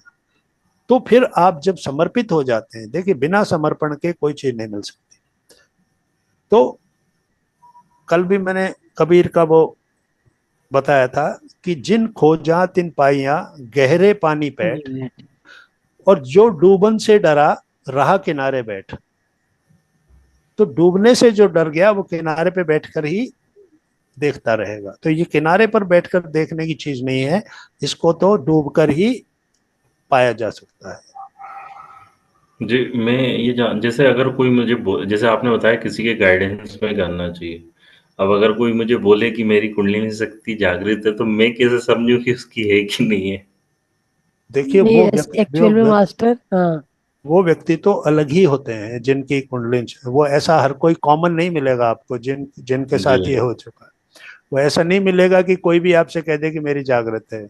वो आदमी आपको देखकर ही लगेगा कि ये अलग है। वो आदमी अलग हो जाता है, वो नॉर्मल हम्म। आदमी रहता ही नहीं है, उसकी बात ही अलग हो जाती है। वैसा आदमी जल्दी वे से ऑफ आपको टॉकिंग मिलेगा, और देखना सब कुछ सब नजरिया कुछ बदल जाता है। बदल जाता है। वो तो आपको देखकर, यानी कुंडलिनी शक्ति जागरण का पता है कितनी बड़ी चीज है ये इतनी बड़ी चीज है कि वो आपके बारे में आप सब कुछ देख सकता है। जस्ट ट्रांसपेरेंट है उसके लिए हर चीज। उसकी ये जो थर्ड आई जो है ये तो बहुत पीछे रह गई, अब तो और वो उसको। जो जिसकी जागृत है वो ये बोलेगा ही नहीं कि मेरी कुंडली हाँ, जागृत है। वो तो इतनी ऊंची अवस्था है कि शिव और शक्ति का मिलन सहस्त्रार चक्र में वो पहुंच गई, उसके कॉन्शियसनेस, उसकी आत्मा।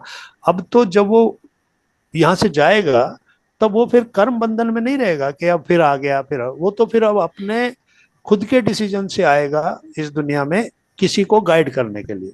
वो फिर जो हम देखते हैं जन्म से ही, जैसे ओशो हैं और भी बहुत से गुरु हैं, वो उन्होंने मतलब थोड़े समय में ही उनका इतना वो हुआ, उन्होंने अपने ज्ञान से वो बताया। तो ये वो सब ट्रांसेंडेंटल सोल्स होती हैं जो कि फिर वापस इन बंधनों में नहीं पड़ती हैं। उनका फिर मार्गदर्शन का काम रहता है, वो गाइड के रूप में ही आते हैं और वहां भी गाइड करते हैं। यानी जब आप गहरे ध्यान करते हैं तो उसमें अगर आप एक तरह से संकल्प करें कि मुझे उस गुरु से बात करनी है, उस गुरु से मिलना है, तो वो भी अट्रैक्ट होते हैं, वो भी आपसे आके बात करते हैं। तो ये सब चीजें क्या है कि करने की चीजें हैं इसमें। ये तो एक सा खुशबू है, अट्रैक्ट करती है हर किसी को। जी, बिल्कुल साधना करनी पड़ेगी, ध्यान करना पड़ेगा। धीरे धीरे अपने आप को खाने पीने के ऊपर भी ध्यान देना पड़ेगा। जैसे शाकाहारी होना और इस तरह की चीजें नहीं खाना जो कि आपके अंदर ये बढ़ाती हैं लेथार्जी, आलस्य, ये बढ़ाती हैं आपकी ऊर्जा को, खत्म करती हैं। क्योंकि खाने की चीजें भी ऊर्जा को कंज्यूम करती हैं। आती है। उनको डाइजेस्ट करने के लिए ऐसी चीजें अगर आपने खा ली हैं तो अंदर जो है वो पूरा शरीर उसको डाइजेस्ट करने के लिए लग जाता है, वहां भी ऊर्जा लगती है। तो इसलिए वो अंदर का जो केमिस्ट्री है वो इसीलिए कहा है मिताहार करना और मौन रखना। अपनी इंद्रियों से भी उचित आहार लेना और अपने भोजन पे भी ध्यान रखना। और इसीलिए खुद गीता में कृष्ण ने ये कहा है कि युक्ताहार विहारस्य युक्त चेष्टस्य कर्मसु, कि युक्त आहार जितना उचित है, क्वालिटी और क्वांटिटी मैंने कहा था, तो युक्त आहार, उचित आहार और विचार, आपके विचार जो हैं ये भी उचित होने चाहिए। और युक्त चेष्टस्य, उचित कर्म करने हैं, काम भी उचित करने हैं। तो ये जब अपने अंदर हम करेंगे, मेंटेन करेंगे अपने आप को उस तरीके से, तो होगा। अदरवाइज तो बड़ा मुश्किल है, क्योंकि डे बाय डे जो सांसारिक आकर्षण है वो इतने बढ़ते जा रहे हैं कि ना पैसे की कोई लिमिट है कि कितना चाहिए, ना और चीज़ों की कोई लिमिट है, सीमित कुछ नहीं है। हम असीमित इच्छाएं वासनाएं लेकर घूम रहे हैं, तो उसी में जीवन खर्च हो जाता है। तो वहां जब प्रारब्ध से प्राप्त चीजों से संतुष्ट होना, बेसिक रिक्वायरमेंट जो मुझे मिला है उससे संतुष्ट हूं, तो फिर मैं अध्यात्म की तरफ जाऊंगा। क्योंकि सांसारिक चीजें तो मुझे प्रारब्ध से मिलती हैं, लेकिन अध्यात्म के लिए मुझे खुद काम करना पड़ता है। ये बेसिक फर्क है। तो आप जो प्रारब्ध से मिला सांसारिक चीजें, माता पिता कौन होंगे, माता पिता के पास क्या पैसा होगा, कितनी पोजीशन होगी, माता पिता आपको क्या पढ़ाएंगे, क्या सपोर्ट करेंगे, फिर आप जो बनेंगे उस रूप में आपके पास क्या कुछ आएगा, ये सब प्रारब्ध द्वारा तय होता है। लेकिन अध्यात्म के अंदर जो करना है वो आपको ही करना है। तो 50-50 का रेशो होता है। 50% आप फ्री हैं करने के लिए, 50% प्रारब्ध से बंधे हुए हैं। प्रारब्ध क्या है? आपके कार्मिक अकाउंट ने जो तय किया है कि आपके संचित कर्मों में से कुछ कर्म निकाल के उनको आपके साथ बांध दिया कि ये कर्म अब आपको जाके करने हैं। किसी से लेना है, किसी को देना है, वो सारा आप करेंगे। अच्छे कर्म थे, आपको कोई अच्छी पोस्ट मिलेगी, अच्छा काम करेंगे, अच्छी माँ बाप मिलेंगे, तो वो सारी चीजें चलती हैं। और फिर आपको अध्यात्म के मार्ग पर जाने के लिए तो खुद ही काम करना पड़ेगा। हाँ, पीछे कुछ काम किया हुआ है, किसी गुरु के साथ रहे, कोई साधना करी हुई है, तो यहाँ उससे आगे, यानी स्वाभाविक रूप से आप जब ध्यान में बैठेंगे तो जल्दी ध्यान लगेगा। कुछ लोग कहते हैं मेरे को 3 महीने में ही मुझे ये फील हो गया, कुछ लोग कहते हैं मुझे 3 साल हो गए, कुछ नहीं हुआ, क्योंकि वो पीछे की जो साधना है ना वो जुड़ती है। तो 3 महीने के अंदर ही जिनको कुछ अनुभव हो जाते हैं, उनकी पीछे की साधना उसमें जुड़ती है। तो ये सब बातें हैं, अनंत हैं, बहुत सारी बातें हैं इसमें। 11 बज गए हैं तो यस मास्टर। तो आज का या और किसी का कोई सवाल है तो बताइए, अदरवाइज यहीं पे अपनी वाणी को विराम देते हैं।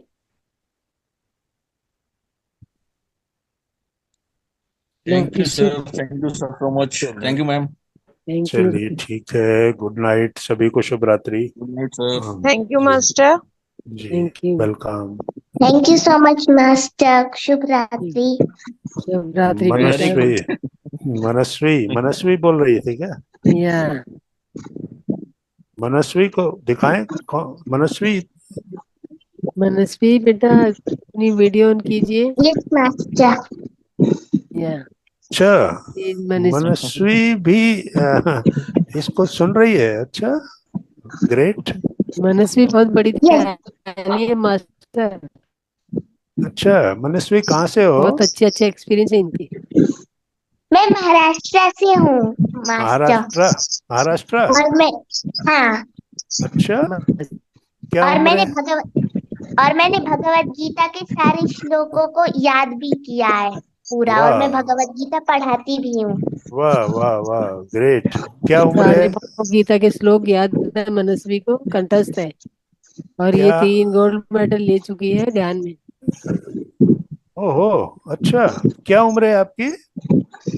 11 साल। 11 साल। कब से कर रही हो ये ध्यान अभी वगैरह? मैंने जब से ये मतलब बैच शुरू हुआ था तब से मैंने स्टार्ट किया था ये ध्यान करना। ये हमारे सेशन में अभी आई है, इस बैच में ही आई है, 9th बैच में ही शुरू हुई है। लेकिन पहले से ये मैम ये ध्यानी है इनकी, तो ये समझ लो कि ये लाहरी महाशय से मिलके आ रही है। अच्छा, तो फिर इसका पास्ट, बाबा जी के वही मैंने कहा ना आई कि हुई। पास्ट लाइफ है इसका पूरा। यस ये 11 साल की उम्र में जो इसने पाया है, ये इसका पिछले जन्म की कंटिन्यूटी है। ये सारा पहले कर चुकी है। पिछले संस्कार है सभी। हाँ, यही तो हमको साबित करता है कि ये जब हम कहते हैं कि पिछला आध्यात्मिक सफर जो है वो आगे जुड़ता है, तो इसका आध्यात्मिक सफर पीछे बड़ा रहा हुआ है। और जैसे ये लारी माशे का बता रही है अनुभव, ये क्या ध्यान में मिली क्या? लारी माशे से कहाँ मिली? ये नहीं, मेरी है जब ये हाँ? ऐसे ध्यान करती हूँ तो भगवान कृष्ण दिखते हैं या हाँ। महाअवतार बाबा जी दिखते हैं, ऐसा होता है। Okay okay okay. तो उन- महाअवतार बाबा जी के बारे में किसी ने बताया तुमको कि अपने आप तुमको दिखने लगे हो? पहले मेरे को थोड़ा थोड़ा पता था, मेरी माता ने बताया था महाअवतार बाबा जी के बारे में, पर मेरे को उतना ज्यादा पता नहीं था। पर मैं अभी करने लगी हूँ तो मेरे को और भी सीखने मिलता है महाअवतार बाबा जी के बारे में। अच्छा अच्छा, तो तुम्हारा पिछले उसमें जरूर कोई मावतार बाबा जी पिछला के साथ। कार्मिक अकाउंट है जो हाँ अभी हाँ, आगे बढ़ रहा है। बिल्कुल बिल्कुल। तो अभी अभी क्या तुम इस्कॉन के साथ जुड़ी हुई हो क्या, ये जो तुमने लगाया हुआ है हाँ क्या?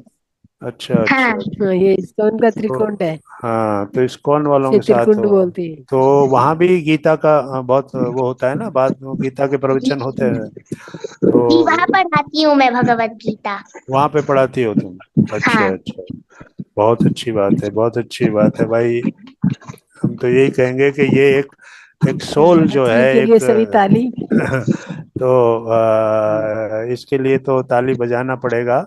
और एक सोल को मैं देख रहा हूँ जो पीछे से चली आ रही है, और क्योंकि ये ऐसे होता नहीं है, नॉर्मल चीज नहीं है, ये बहुत दिव्य इसकी जर्नी है, इसमें दिव्यता है, शामिल है, क्योंकि इतनी और कम ये उम्र हमारे में। ये समझ लो महाअवतार फाउंडेशन का भी सौभाग्य है कि ये महाअवतार फाउंडेशन से जुड़ी, वहां से जुड़ी है, और ये भी यहाँ पे आके भी जुड़ चुकी है इनसे। जी जी जी, वेरी गुड वेरी गुड, आज मुझे मिलने का मौका मिला, बहुत अच्छी बात है ये।